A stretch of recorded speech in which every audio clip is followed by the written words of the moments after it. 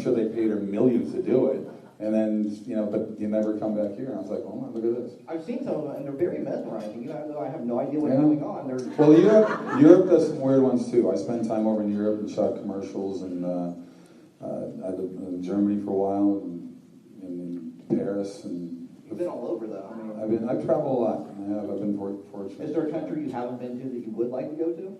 I would like to get over to, I would love to see, like, Vietnam and place like that over there, because I've heard Vietnam, the beaches are supposed to be like just ridiculous and amazing, and get over there one day. I spent obviously 7 years in New Zealand. I spent about 2 years in Australia shooting movies there. Yeah. And they're great, they're beautiful countries. So I think the more you travel, the more you like to travel. Mm-hmm. Yeah. I travel a lot. So I agree with you. I'm a Moorhead State alumni. Okay, so Go Dragons, man. So I'm just wondering if you had any good stories from Moorhead. We both went to Moorhead State, University of Fargo Not Moorhead. at the same time. All I know is I said, why am I up here? It's even colder than Minneapolis. What was I thinking, No, I had a great time up there. There was one time, it was so cold, it was like 30 below, 40 below, zero. And it was a Saturday night. We'd always drink these little pony packs because we're cheap and get a little buzz going before we go out to the bar, so we don't spend as much money. And it was so cold out, I had my head down. We're running to the car. You're outside, you got your head down, and you just run. And we're running pretty fast, and I wasn't paying attention. And there was a parked car, and boom, right over my knees, right into the front. I face planted right into the hood. And all I thought was, that's just stupid. I imagine you left a dent in the car. Oh, man. It was, while you're in college, you do stupid things, So. Did you ever go to like Ralph's Bar, or was that even there? Mick's office was the big sports hangout. If you were a female and showed up at Mick's office, you weren't there to not be bothered. So the Trader and Trapper was a big hangout. The TNT, that's gone. Well, Minnesota's just crazy with it. They're turning into California with the tax and everything. So I spoke at my alma mater a couple of years ago, and you go right across the Red River into Fargo, and Fargo's just exploding in growth, buildings going up and stuff. And then half the stuff that I used to hang out with in Moorhead were all closed down and gone. And I said, this isn't good. Well, they just said, screw it, we'll go to North Dakota. Oh, you can yell, we'll figure it out.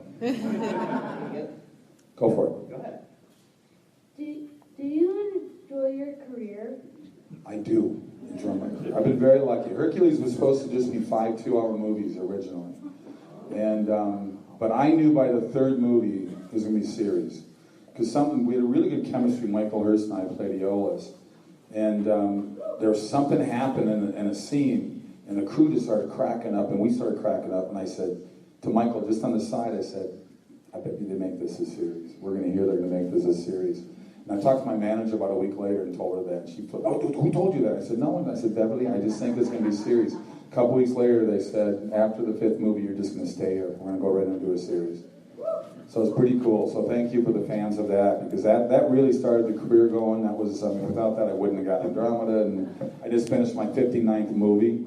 I'm about to start my 60th. I leave in a week for Florida. I leave for Florida. It'll be a little warmer. And I'll be shooting down there up until Christmas time. I made them squeeze all my stuff together in about 2.5 weeks. But for you, gotta go to Florida. Gotta go to Florida. We shot a movie. I shot a movie called Soul Surfer with it's a Bethany Hamilton story about the girl who lost her arm in the tiger shark attack. And I was with Helen Hudson and Dennis Quaid. And Dennis and I had 4 days off a week, and I was very good friends with the dearly departed Arnold Palmer. And he's got a course up there in the North Shore of Oahu where we were staying in Turtle Bay. And he set up golf for us every day, so Dennis and I are playing golf. So we're 2 months there, and I'm going, dude, we're really kind of getting paid to play golf right now. So it was just ridiculous. Yeah, it was a good gig if you can get it. Hello again. Obviously Michael Hurst, you did a lot with him, but as far as Hercules goes, who do you think you had the best chemistry with as far as another actor or actress? Probably equally Bruce Campbell and Kevin Smith. Our personalities. Michael's a very funny guy, but Michael's just way too academic for us. I think he got 7 degrees while on the set. He got a degree in Latin. I said, why? It's dead. It's useless. but he's just that way. He's a very bright guy. And I think I mentioned to some people here already that Kevin Smith and Bruce and I would go golfing on weekends.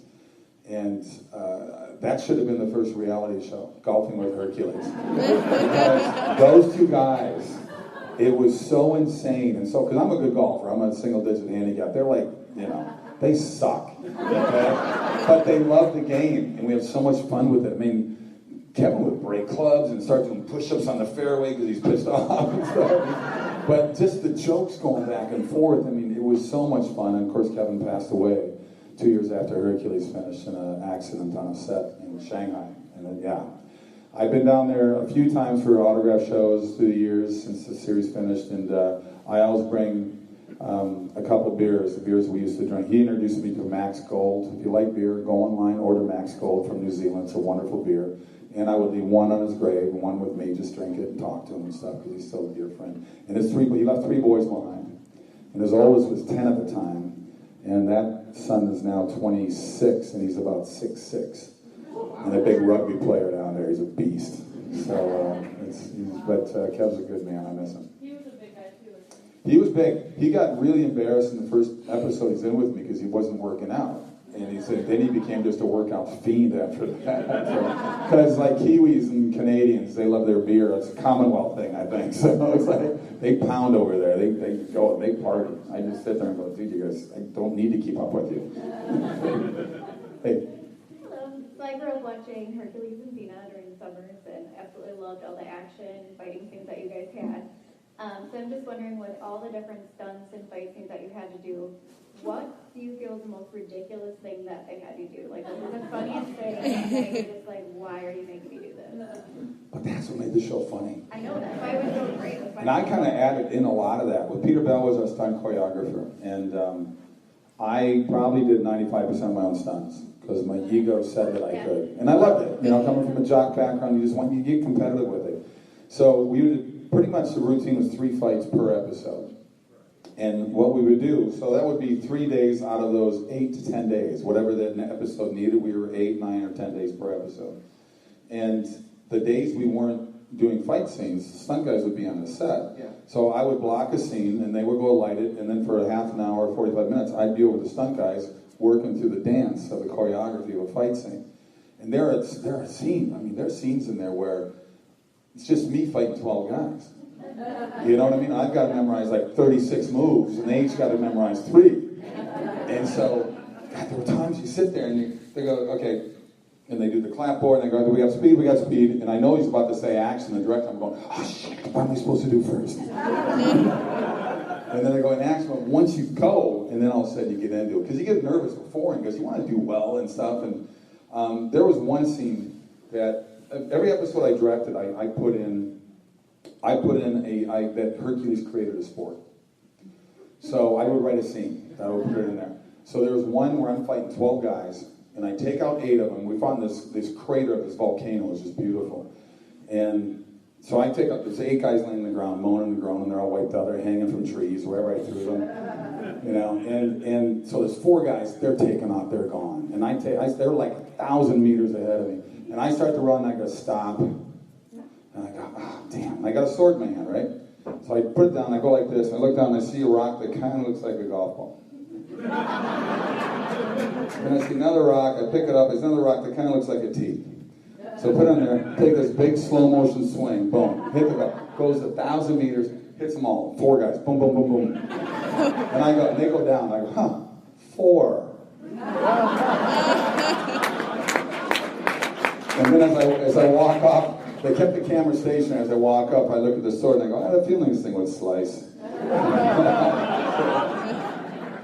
And there's another one, actually, that my first time I directed, where it looks like there was a shipwreck, and we do this gratuitous, slowly up my legs, kind of a naked shot. It looks like I just barely made the shore and passed out. But then we play Beach Boy music, and I turn around and there's Michael Hurst out there surfing on a broken piece of wood from a ship. And we had a stunt guy do his headstands on.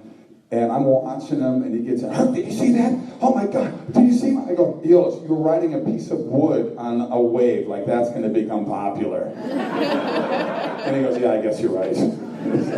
But that's what made the show fun, which is stuff like that. Just because we ad-libbed a lot. They let us ad-lib a lot because the writers were in LA. We were down there. When we first started ad-libbing on the movies, it used to just piss them off. Why are they changing the dialogue, you know? But then the studio, like our exec producers, Tapper and Sam Rainbow, going, yeah, but it's funny. So they tried to write our way because they, I think Sorbo would say this, and you know. But that's like I said, I think that endeared it to people. It was almost like Gilligan's Island without breaking the fourth wall, you know. But it was fun. Thank you. Thank you. Hi. Hello. I was always wondering, lots of kids idolized you. They thought you were the best thing in the world. Were you ever nervous? What? To be fair, yeah. If it wasn't Hercules, no boy would make it. Like, yeah. I was always wondering, were you ever nervous about the pedestal that you got put on? You know, at its peak, we're getting a couple thousand letters coming in constantly every week. I mean, it's crazy. And we passed Baywatch by season 4 as the most watched TV show in the world. Well, we had a lot of cleavage too, so I call it Baywatch BC. But it was amazing the letters that came in from people saying, you know, I didn't have a father, you were my role model. I had a guy say it to me yesterday here. It was very touching. He came up to me, I could tell he was very emotional about it. He was in his 30s now, but he was like 10, 12 years old when the show was on. And I was the recipient of 4 people that came on this set over the years that were Make-A-Wish people. And 3 of them died. And it was hard for me to keep it together and meet these kids. Because I didn't feel worthy. It's like, of everything you have, I'm the one you want to meet. I mean, honestly, it's very humbling. And the best you can do is just try to make them have such a great time and leave them something with whatever memory you can leave them with. But it was pretty amazing to have that happen. I had 2 of them come up on Andromeda setup as well up in Canada. So, yeah, I think there comes... Walt Disney said years ago, movies and television can shape culture, and I think politics is downstream of culture, and who runs culture? Hollywood. So for good or bad, and there's a lot of bad out there right now too going on, I think, you know, I've been trying to do more movies that I think are a little more family friendly. I've shot 59 movies, there's probably a dozen I wish I didn't do. But I always remember an interview with Sir Michael Landon years ago, when Sir Michael Cain. I'm thinking Michael Landon because the guy that I just did a movie with used to be the showrunner on Highway to Heaven. But it was Michael Cain, and the guy said, why would you do Jaws 4, or whatever he was dead? He goes, you're nominated, Academy Award nominated, why would you do that? Did you even see the movie, sir? And he said, no, but I saw the house that built me in Spain. So, you know, we all got mortgages, you know? So, I mean, I don't go into some of these movies thinking it's going to be a bad movie. I mean, I do movies, I got buddies in the business, and they need me for 5 scenes, and I like it. Like, oh, it looks fun, I'll do it. Then you go, I don't know, this is some weird psycho movie. Maybe I should have paid more attention. But, you know, I mean, most of the time I take roles that I want to take, and that's what I kind of look for. Thank you for your time. So, piggybacking on that,